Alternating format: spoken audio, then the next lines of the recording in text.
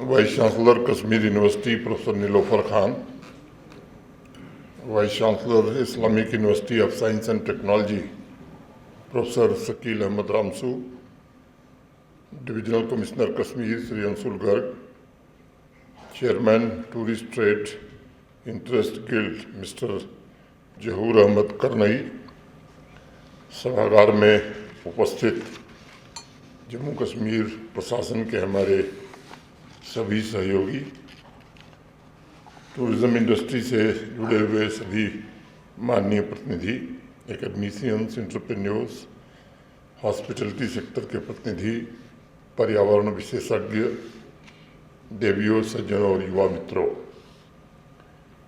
आज इस ethical tourism conclave के आयोजन के लिए मैं tourist trade interest guild of Jammu and Kashmir के अध्यक्ष और उनकी पूरी टीम को हृदय से बधाई देता हूँ। मैं समझता हूँ यह कॉन्क्लेव उस विचार का उत्सव है जो टूरिज़्म को आर्थिक गतिविधि से आगे बढ़ाकर सामाजिक उत्तरदायित्व, सांस्कृतिक संरक्षण और प्रकृति के प्रति संवेदनशीलता से जोड़ता है। इस विचार के साथ अगर तारीख में थोड़ा पीछे की ओर जाएं हम, तो जम्मू कश्मीर को हमने केवल एक पर्यटन स्थल के रूप में लोगों ने नहीं देखा है, उसे भारतवर्ष की सांस्कृतिक चेतना, आध्यात्मिक विरासत और प्राकृतिक वैभव के अमूल्य प्रतीक के रूप में देश के लोगों ने, यहाँ के लोगों ने इसे सम्मान दिया है। हमारे पूर्वजों ने, बुजुर्गों ने जम्मू कश्मीर की धरती का स्वर्ग केवल इसकी हिमाच्छादित पर्वत श्रृंखलाओं, हरी भरी वादियों, निर्मल झीलों के कारण नहीं कहा था, बल्कि इसलिए भी कहा था क्योंकि यहाँ प्रकृति, संस्कृति और मानवीय संवेदनाओं के बीच अद्भुत सामंजस्य देखने को मिलता रहा है। यहाँ की झीलें, नदियाँ ये इतिहास की साक्षी हैं। यहाँ के पर्वत धैर्य और स्थिरता के प्रतीक हैं और यहाँ अध्यात्म संस्कृति की परंपराएं आने वाली पीढ़ियों के लिए प्रेरणा के आधार हैं। इसलिए इथिकल टूरिज़्म का अर्थ मेरे पूर्व के वक्ताओं ने भी बताया, जो मुझे समझ में आता है, responsible tourism, sustainable tomorrow, beneficial for all. भविष्य के प्रति हमारी प्रतिबद्धता है और रहने वाली पीढ़ियों के प्रति हमारा नैतिक उत्तरदायित्व भी है। मेरा मानना है कि इसी में टूरिज़्म सेक्टर के भविष्य की दिशा भी छिपी हुई है। यदि इसे हम व्यवहार में उतारने का काम करें तो टूरिज़्म न केवल जम्मू कश्मीर की आर्थिक समृद्धि का माध्यम बनेगा, बल्कि सामाजिक न्याय, पर्यावरण के संतुलन और सांस्कृतिक संरक्षण का सशक्त आधार भी बन सकता है। मुझे भी देखते देखते 6 वर्ष होने जा रहे हैं। 20 से लेकर के अब तक की यात्रा को बहुत नज़दीक से देखा है। ये सच है कि टूरिस्ट अराइवल की संख्या में बड़ी मात्रा में वृद्धि हुई है और उसका जो सबसे प्रमुख कारण मैं मानता हूँ वह देश के लोगों में यह भरोसा कि जम्मू कश्मीर सुरक्षित है। कीर्तिमान भी टूरिस्ट अराइवल की संख्या ने अनेक वर्षों में बनाए। देश और विदेश से आने वाले यात्रियों का विश्वास मजबूत हुआ है। जम्मू कश्मीर के टूरिज़्म सेक्टर में इन्वेस्टमेंट भी बढ़ा है, नई संभावनाएं विकसित हुई हैं और टूरिज़्म से जुड़े अनेक क्षेत्रों में रोजगार के अवसरों का भी विस्तार हुआ है। एक आंकड़ा मैं आपको बताऊं तो 2021 से और 24-25 के बीच में वैली में 5,000 नए होटल बने, 5,000 से ज़्यादा। तो कोई 200 करोड़ का होटल है तो कोई 10 करोड़ का है।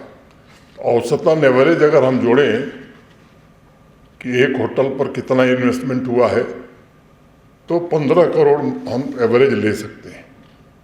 मैंने 75,000 करोड़ का, ज़्यादा ही होगा, इससे कम नहीं होगा, 1 लाख करोड़ का इन्वेस्टमेंट ये टूरिज़्म, होम स्टे आदि में हुआ है। और इसमें 90% इन्वेस्टमेंट कश्मीर के लोगों का है।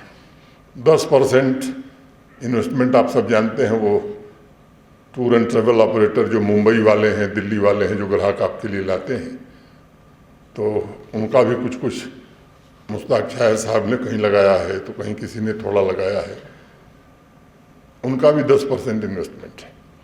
अब मुश्ताक शाह साहब के रेडिसन में 20 गाड़ी ली गई थी, छोटे होटल में 2 ली गई होगी, तो औसतन 4 गाड़ी एक होटल के पीछे खरीदी गई है, तो 20,000 नई गाड़ियाँ खरीदी गई।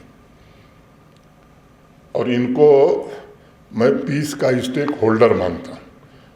इसी तरह हमारे शिकारा वाले हैं, हाउस बोट वाले हैं, हैंडीक्राफ्ट वाले हैं, हैंडलूम वाले हैं, अब अनेक कॉफ़ी शॉप्स, रेस्टोरेंट, छोटे छोटे ढाबे, खोमचे, ये सब स्टेक होल्डर हैं पीस के। तो इसे मैं एक अच्छा संकेत मानता हूँ कि पीस के स्टेक होल्डर अब काफ़ी मात्रा में बढ़ गए। लेकिन जब संख्या बढ़ती है तो ये परिवर्तन केवल आंकड़ों तक सीमित नहीं रहना चाहिए, बल्कि उस रूपांतरण में स्थानीय समुदाय के लोगों के जीवन में आशा, विश्वास और उनके सपनों को भी प्रोत्साहन मिलना चाहिए। ये सच है कि उपलब्धियां अपने साथ एक नई बड़ी जिम्मेदारी लेके आती हैं। डेवलपमेंट में बैलेंस बड़ा जरूरी है, संतुलन बड़ा आवश्यक है। विवेक और संवेदनशीलता अगर ये दोनों न हों तो ये विकास भविष्य में अनेक चुनौतियों का कारण बन जाता है। मेरा मानना है कि अनियंत्रित टूरिज्म उस नदी के समान है जिसके किनारे टूट जाते हैं बहुत जल्दी। शुरू में पानी की तेज गति सबको पसंद आती है कि बड़ा तेज पानी बह रहा है, लेकिन पानी का जब तेज बहाव होता है तो आसपास की ज़मीन को जितनी क्षति पहुंचाता है वो उसकी कल्पना हम नहीं करते हैं। और इसलिए आज रिस्पॉन्सिबल टूरिज्म की चर्चा पहले से कहीं ज़्यादा महत्वपूर्ण हो गई है। और मैं मानता हूं कि रिस्पॉन्सिबल टूरिज्म का अर्थ केवल नियम बनाना या प्रतिबंध लगाना नहीं है। इसका वास्तविक अर्थ है कि जो टूरिस्ट यहाँ आवे वो यहाँ से एक सुंदर स्मृति लेकर के जाए। अब ये नहीं लेकर के जाए कि साहब 10,000 का किराया 25,000 हो गया है। ये स्मृति लेके आएगा तो साल में जो 2 बार आता था नेचुरली 2 साल में 1 बार आएगा। अब वो श्रीनगर में टैक्सी लेता है, और कई वीडियो मैंने देखे हैं, आप लोगों ने भी देखे होंगे। मैं समझता हूँ कि ये हमारे टूरिज्म सेक्टर को बड़ा नुकसान पहुँचाता है। तो जहाँ टूरिस्ट को भी रिस्पॉन्सिबल होना चाहिए, वो प्रकृति के संरक्षण और पर्यावरण में हमारी मदद करे। जम्मू कश्मीर की स्टेक होल्डर्स को भी उतना ही रिस्पॉन्सिबल बनना चाहिए अगर हम वास्तव में इसे रिस्पॉन्सिबल टूरिज्म बनाना चाहते हैं। ऐसी कोई छाप न छोड़ें हम जिससे कश्मीर की परंपरा को, जो कश्मीर के बारे में देश में दुनिया में धारणा है, उसको नुकसान पहुंचे। हर एक टूरिस्ट का भी दायित्व ये होना चाहिए कि वह धरोहर को उसी पवित्रता के साथ और सुंदरता के साथ दूसरे आने वाले टूरिस्ट के लिए सुरक्षित छोड़ करके जाए। मैं समझता हूँ कि इसके लिए हमें अपनी प्राकृतिक संपदा के प्रति विशेष संवेदनशील होना होगा। चाहे हमारे जंगल हों, झील हों, नदियाँ हों, इन्हें जीवन के आधार के रूप में हमें देखना होगा। और टूरिस्ट की बढ़ती संख्या के साथ साथ इकोसिस्टम की देखभाल के प्रयासों को भी बढ़ाना होगा, नहीं तो उसके अस्तित्व पर खतरा, प्रोफेसर रामसू अभी बता रहे थे, आने वाले समय में और बड़ा आने वाला है। इसलिए विकास और संरक्षण, डेवलपमेंट एंड कंजर्वेशन, इन दोनों के बीच संतुलन स्थापित करना ये केवल सरकार से नहीं होगा, समाज के साथ मिल करके ही ये हो सकता है। ये हमारी सर्वोच्च प्राथमिकता होनी चाहिए। और जो दूसरी बड़ी बात मुझे समझ में आती है स्थानीय समुदाय की भागीदारी, ये कुछ लोगों की भागीदारी तक सीमित रहेगा तो उसका लाभ मैं समझता हूँ कि जम्मू कश्मीर के या कश्मीर के आम आदमी को नहीं मिलेगा। टूरिज्म के केंद्र में डल झील के नाविक, शिकारा चलाने वाले परिवार, कठिन पहाड़ी मार्गों पर सेवा देने वाले पोनी वाले, पश्मीना और पेपरमासी जैसी पारंपरिक कलाओं से जुड़े कलाकार, गुरेज और बंगस जैसे क्षेत्रों में होम स्टे संचालित करने वाले नौजवान या परिवार, इन सबको हमें भागीदार बनाना होगा।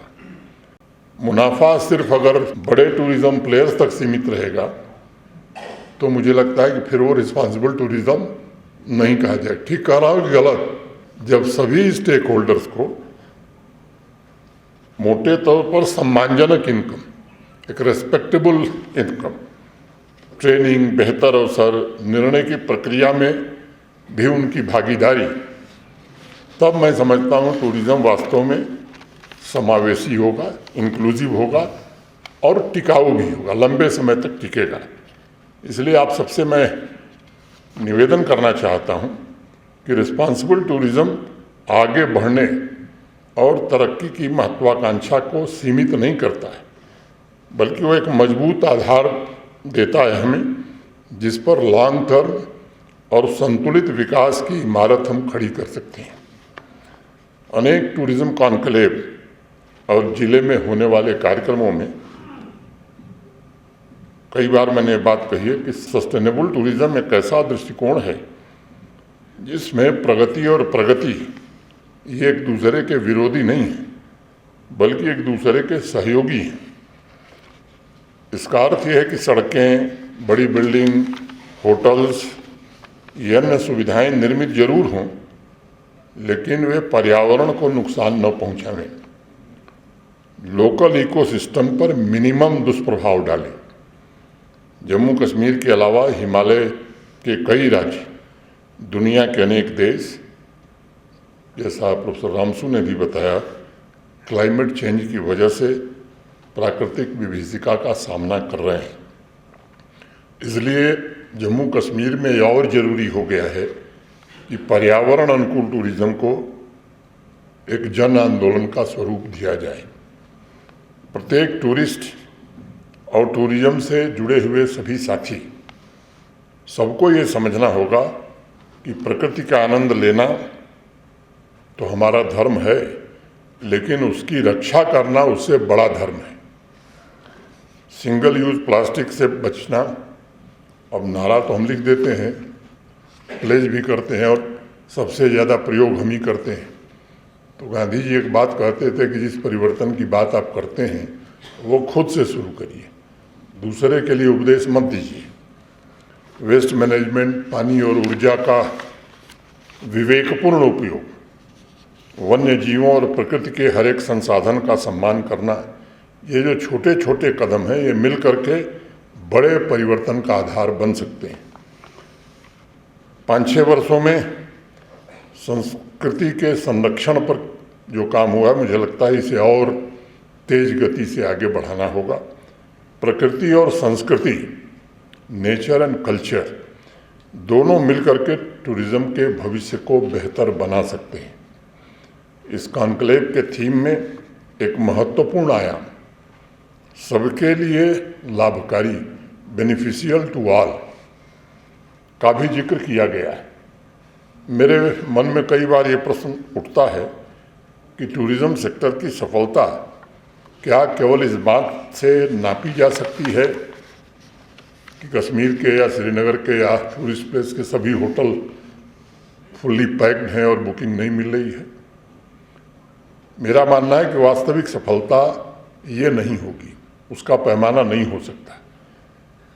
तब है जब टूरिज्म से उत्पन्न समृद्धि आवाम के गरीब लोगों तक, कश्मीर के सामान्य लोगों तक पहुँचे, तब मुझे लगता है कि इसे हम सफल टूरिज्म मान सकते हैं।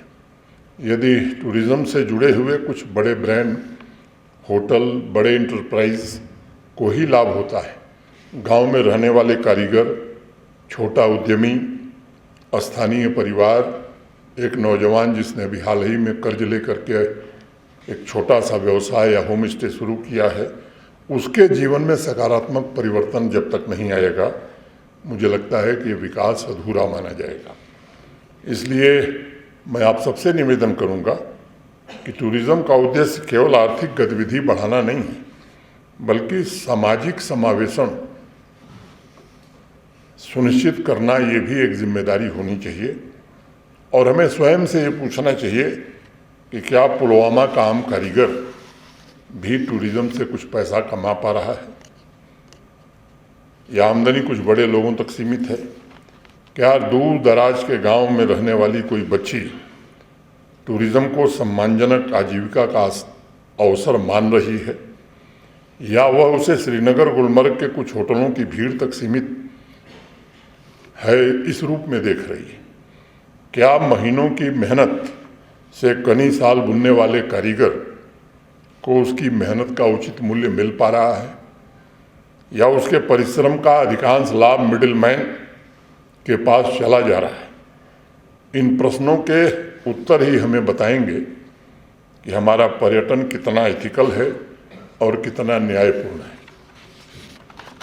आप सभी से मैं आग्रह करूंगा कि मैं ऐसी टूरिज्म व्यवस्था विकसित करनी चाहिए जो सुदूर गांव में बैठे हुए गरीब परिवार तक, अंतिम नागरिक तक अधिक से अधिक पहुंच सके।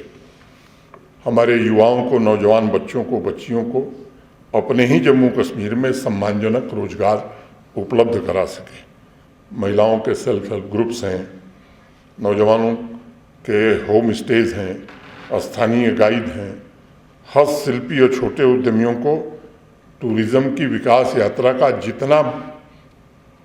जितने बड़े पैमाने पर भागीदार बनाएंगे, मैं समझता हूँ टूरिज्म उसी अनुपात में बढ़ेगा।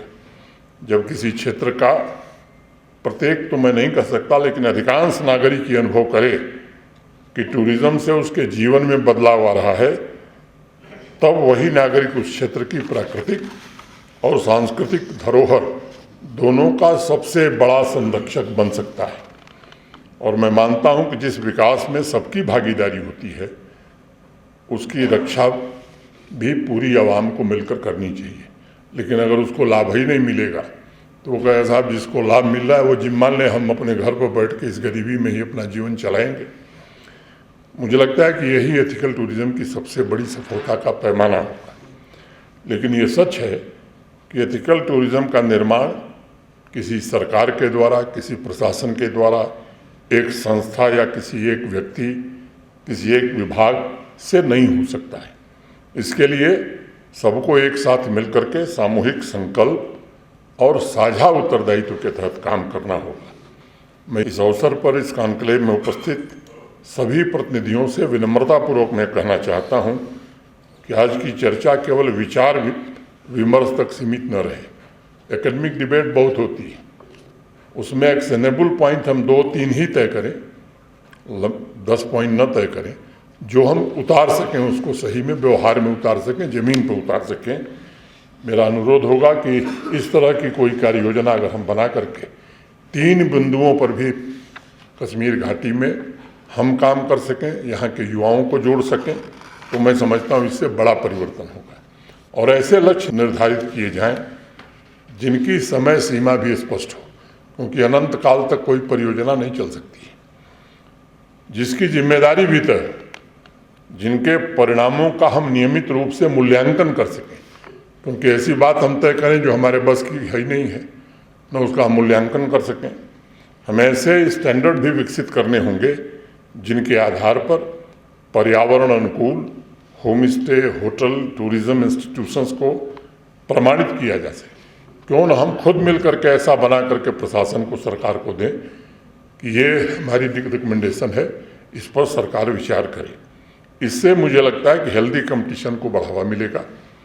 और मैं चाहूँगा कि लोकल यूथ के लिए, अगर बड़े होटल वाले या बड़े जो प्लेयर्स हैं बिजनेस के भी अनेक लोग हैं यहाँ, उनसे मेरा निवेदन होगा कि ये जो यूथ है इसके लिए कोई ट्रेनिंग प्रोग्राम आपको, आपके जो इंडस्ट्री के बड़े एसोसिएशंस हैं उनकी ओर से अगर शुरू किया जाएगा तो ये यूथ भी आपके साथ उसी तरह जुड़ेगा जिस तरह से बाकी कामों के लिए वो जुड़ता है। और मुझे लगता है कि वे गाइड ही नहीं बल्कि प्रकृति के संरक्षक भी बनेंगे, विरासत के भी संरक्षक बनेंगे और संस्कृति के संरक्षण में भी अपना योगदान दे सकेंगे। उनके टैलेंट का उचित ट्रेनिंग और मॉडर्न टेक्नोलॉजी के साथ अगर जोड़ा जा सके उन्हें, तो हम रोजगार के नए अवसर भी सृजित कर सकते हैं। आप सब जानते हैं कि आज डिजिटल टेक्नोलॉजी हमारे जीवन का अभिन्न अंग बन चुकी है। अब हमें ऐसे डिजिटल प्लेटफॉर्म विकसित करने चाहिए जो टूरिस्ट को सीधे लोकल कम्युनिटी से जोड़ सके, ताकि स्थानीय उद्यमियों, हस्तशिल्पियों, होम स्टे संचालकों और छोटे व्यवसायों को भी उचित लाभ मिले। अनावश्यक मिडिलमैन की भूमिका अधिक से अधिक अगर हम समाप्त कर सकेंगे तो मुझे लगता है कि इथिकल टूरिज्म को और बढ़ावा मिलेगा। मुझे विश्वास है कि यदि लोकल कम्युनिटी, हमारे यूथ इनोवेशन को संवेदनशीलता के साथ जोड़ें, तकनीक को संस्कृति के साथ जोड़ें और विकास को पर्यावरण संरक्षण के साथ जोड़ें, तो एक दिन देश के अन्य राज्य भी जम्मू कश्मीर के मॉडल का अध्ययन करेंगे और इससे प्रेरणा लेंगे। मैं tourist trade interest guild of Jammu and Kashmir को इस महत्वपूर्ण कॉन्क्लेव के लिए, के सफल आयोजन के लिए फिर से हृदय से बधाई देता हूं और आप सबसे कहना चाहता हूं कि आइए हम सब मिलकर राष्ट्र के इस मुकुटमणि जम्मू कश्मीर की प्राकृतिक सुंदरता, सांस्कृतिक गरिमा की रक्षा करने का यहाँ इस सभागार में संकल्प लें, ताकि भविष्य हमारा मूल्यांकन करे और जब मूल्यांकन करे तो यह कहे कि विकास भी किया यहाँ के लोगों ने, लेकिन अपनी धरोहर को संजो करके रखा और आने वाली पीढ़ियों के लिए जो विरासत छोड़ गए हैं वो आने वाली पीढ़ियाँ भी उसका लाभ उठाएंगी। इतना ही निवेदन करके मैं आप सबको हृदय से धन्यवाद देते हुए अपनी बात पूरी करता हूँ। धन्यवाद।